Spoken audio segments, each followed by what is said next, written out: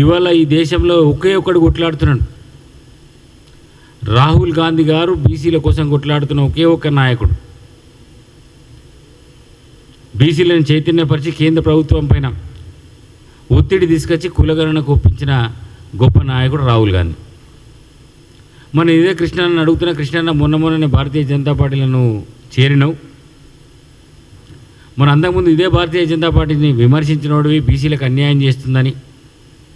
నీకు ఇవాళ Bharatiya Janata party Rajya Sabha seat ఇవ్వగానే, నీకు రాజ్యసభ నామినేట్ చేయగానే బీసీలకు న్యాయం చేసినట్టు అనిపిస్తున్నదా?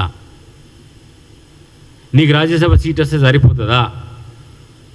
మరి బీసీ బిడ్డలకు న్యాయం జరగద్దా? మరి వాళ్ళ కృష్ణయ్య గారిని ఒకటే అడుగుతున్నా, మరి బీసీలకు న్యాయం జరగాలనా లేదా? 42% రిజర్వేషన్ల చట్టం చేయమన్నది నువ్వే కదా.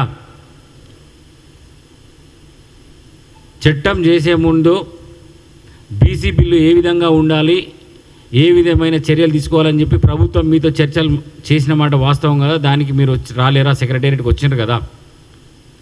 అదే సెక్రటేరియట్లో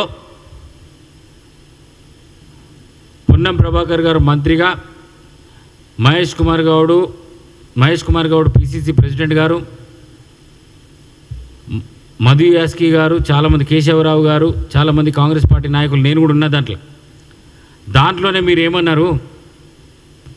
చట్టం చేయాలి, అసెంబ్లీలో చట్టం చేస్తేనే అది పనికి వస్తుంది, జీవోలు చేస్తే అది పనికి రాదు. సుప్రీంకోర్టులో ఎన్నో కేసులు వేసినారు, సుప్రీంకోర్టు తీర్పులు కూడా ఉన్నాయి కాబట్టి మీరు చట్టమే చేయండి అని